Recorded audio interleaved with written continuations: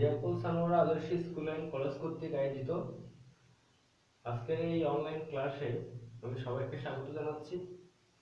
আমি রিপন চক্রবর্তী, রাষ্ট্রবিজ্ঞান বিভাগ। আজকে আমাদের বিষয় হচ্ছে পরিণতি ও সুশাসন। আজ আমরা যে বিষয়ে আলোকপাত করব, আজকে আমরা যে বিষয়টা সম্পর্কে জানবো পরিণতি ও সুশাসন থেকে, সেটি হলো রাজনৈতিক দলের শ্রেণীবিভাগ। রাজনৈতিক দলের শ্রেণীবিভাগ সম্পর্কে আমরা বিস্তারিত জানব। প্রথমে আমরা জেনে রাখি মরিস দুবারজারের শ্রেণীবিভাগ। তিনি কিভাবে রাজনৈতিক দলের শ্রেণীবিভাগ করেছেন। মরিস দুবারজার রাজনৈতিক দলগুলোর শক্তির ভিত্তিতে দল বা দল ব্যবস্থাকে মোট 4টি শ্রেণীতে বিভক্ত করেন: parties with the majority band, major parties, minor parties, medium parties. এক, সংখ্যাগরিষ্ঠতার ভিত্তিতে গঠিত দলসমূহ। মরিস দুবারজার সেই সকল দলকে পার্টিস উইথ মেজরিটি ব্যান্ড নামে অভিহিত করেছেন যেগুলো সংসদে নিরঙ্কুশ সংখ্যাগরিষ্ঠতার অধিকারী অথবা প্রতিষ্ঠানসমূহের স্বাভাবিক প্রক্রিয়ায় যে দলগুলো কোনো একদিন সংসদের সংখ্যাগরিষ্ঠতা লাভে নিশ্চিত। মার্কিন যুক্তরাষ্ট্রের জাতীয় পর্যায়ে ডেমোক্রেটিক পার্টি বা রিপাবলিকান পার্টি এই উভয় দলকেই parties with a majority band নামে অভিহিত করা হয়। বৃহত্তর দলসমূহ মেজর পার্টিস। মরিস দুবারজারের মতে মেজর পার্টিস হচ্ছে সেই সকল দল যেগুলো এককভাবে কোনোদিনই ক্ষমতাসীন হতে পারে না এবং ব্যতিক্রমধর্মী কোনো পরিস্থিতির সুযোগে ক্ষমতাসীন হলেও অন্য কোনো দলের সাহায্য ও সমর্থন নিয়ে শাসন করতে হয়। মাইনর পার্টিস গণদলসমূহ, যে দলগুলো গুরুত্বহীন এবং খুবই দুর্বল। দুবারজার সেগুলোকে মাইনর পার্টিস নামে আখ্যায়িত করেন। সংসদে এই জাতীয় দলগুলোর আসন সংখ্যা খুবই কম থাকে, যার জন্য সরকারের শরিক দল হিসেবে এবং বিরোধী দল হিসেবেও উল্লেখযোগ্য কোনো ভূমিকাই পালন করতে পারে না। মধ্যম দলসমূহ মিডিয়াম পার্টিস। মাইনর পার্টিসের তুলনায় মিডিয়াম পার্টিসের গুরুত্ব অনেক বেশি, কিন্তু মেজর পার্টিস এর প্রভাবও গুরুত্বের তুলনায় সুনির্দিষ্টভাবেই কম। এদের সংসদীয় শক্তি মাইনর পার্টিসের তুলনায় বেশি। সরকারের শরিক দল হিসেবে মাইনর পার্টিসের নেই এদেরকে তৃতীয় শ্রেণীর মন্ত্রিত্ব নিয়ে সন্তুষ্ট থাকতে হয় না। এরা মন্ত্রিসভার এক বা একাধিক গুরুত্বপূর্ণ মন্ত্রিত্ব লাভ করে থাকে।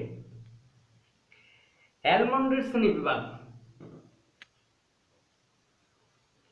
আধুনিক রাষ্ট্রবিজ্ঞানী অধ্যাপক গ্রেভিয়েল অ্যালমন্ড দলীয় ব্যবস্থাকে নিম্নলিখিত 7 ভাগে বিভক্ত করেছেন, যথা: অস্পষ্ট দলীয় ব্যবস্থা, যেমন মার্কিন যুক্তরাষ্ট্র, আয়ারল্যান্ড; সুস্পষ্ট দলীয় ব্যবস্থা, যেমন গ্রেট ব্রিটেন ও অস্ট্রেলিয়া; কার্যকর বহুদলীয় ব্যবস্থা, যেমন নরওয়ে ও সুইডেন; অস্থায়ী বহুদলীয় ব্যবস্থা, যেমন ভারতবর্ষ ও মালয়; প্রভুত্বকারী দলীয় ব্যবস্থা, যেমন ইতালি ও ফ্রান্স; একদলীয় ব্যবস্থা, যেমন উত্তর কোরিয়া ও কিউবা; সর্বাত্মক একদলীয় ব্যবস্থা, যেমন গণপ্রজাতন্ত্রী চীন।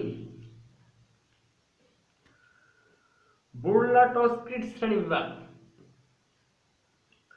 বুরলা-টস্কি শ্রেণীগত ভিত্তিতে রাজনৈতিক দলকে বুর্জুয়া, পেটি বুর্জুয়া, প্রলেতারিয়ান, আধা প্রলেতারিয়ান ব্যবস্থা বিভক্ত করেছেন।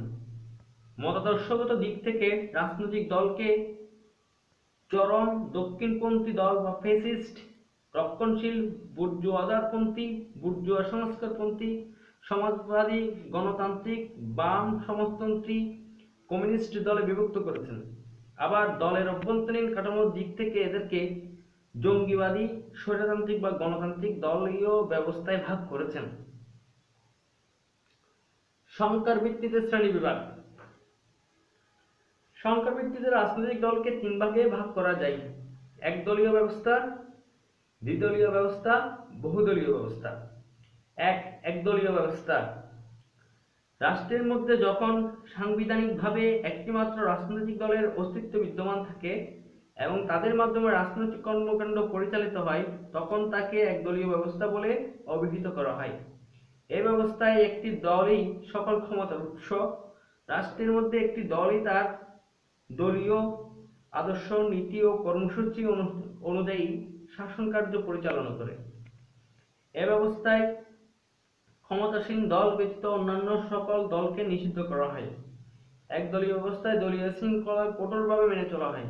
দ্বিতীয় বিশ্বযুদ্ধের পূর্বে জার্মানিতে হিটলার কর্তৃক প্রতিষ্ঠিত নাৎসি দল এবং ইতালিতে মুসোলিনি কর্তৃক প্রতিষ্ঠিত ফ্যাসিস্ট দল একদলীয় ব্যবস্থার দৃষ্টান্ত। এছাড়া রাশিয়া, চীন, উত্তর কোরিয়া, কিউবা প্রভৃতি সমাজতান্ত্রিক রাষ্ট্রে একদলীয় ব্যবস্থা প্রচলিত। দ্বিদলীয় ব্যবস্থা। রাষ্ট্রে যখন দুইটি প্রধান রাজনৈতিক দল থাকে তখন তাকে দ্বিদলীয় ব্যবস্থা বলা হয়। এই ব্যবস্থায় প্রধান দুইটি দল ছাড়াও গুটি কয়েক ছোট দলের অস্তিত্ব দেখা যায়। পৃথিবীর অধিকাংশ গণতান্ত্রিক রাষ্ট্রে দ্বিদলীয় ব্যবস্থা বিদ্যমান। মার্কিন যুক্তরাষ্ট্র, যুক্তরাজ্য, বাংলাদেশে দ্বিদলীয় ব্যবস্থা কার্যকর রয়েছে। এই ব্যবস্থায় আইনসভা নির্বাচনে যে দল একক সংখ্যাগরিষ্ঠতা লাভ করে তারাই সরকার গঠন করে এবং অন্যটি বিরোধী দল হিসেবে ভূমিকা পালন করে। বহুদলীয় ব্যবস্থা। যে রাষ্ট্র ব্যবস্থায় দুইয়ের অধিক রাজনৈতিক দলের কার্যক্রম দেখা যায় তাকে বহুদলীয় ব্যবস্থা বলে। বহুদলীয় ব্যবস্থায় প্রতিটি দল নিজ নিজ দলীয় কর্মসূচির মাধ্যমে নির্বাচনে অংশগ্রহণ করে। যে দল একক সংখ্যাগরিষ্ঠতা লাভ করে সে দল সরকার গঠন করে। ভারত, পাকিস্তান, ইতালি, ফ্রান্স এবং বাংলাদেশে বহুদলীয় ব্যবস্থার অস্তিত্ব রয়েছে। তাহলে প্রিয় শিক্ষার্থীরা, আমরা দেখতে পেলাম রাজনৈতিক দলের শ্রেণী বিভাগের মধ্যে মরিস দুবারজারের শ্রেণী বিভাগ, অ্যালমন্টের শ্রেণী বিভাগ এবং বুরলাটাস্কির শ্রেণী বিভাগ ও সংখ্যার ভিত্তিতে শ্রেণী বিভাগ, এই চারটি ভিত্তিতে রাজনৈতিক দলকে শ্রেণী বিভাগ করা হয়েছে। তো প্রতিটি রাজনৈতিক কাঠামোতে প্রতিটি রাজনৈতিক শাসন ব্যবস্থায়, প্রতিটি সরকার ব্যবস্থায় রাজনৈতিক দল একটা রাষ্ট্র পরিচালনা করতে খুবই গুরুত্বপূর্ণ ভূমিকা পালন করে।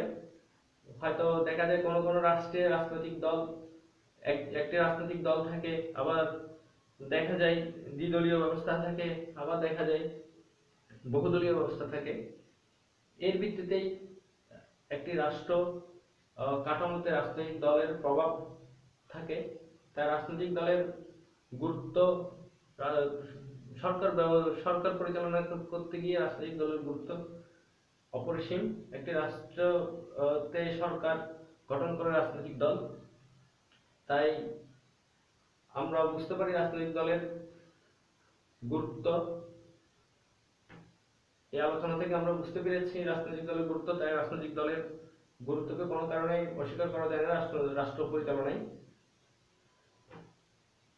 আজকে এইটুকুই। সবাইকে ধন্যবাদ।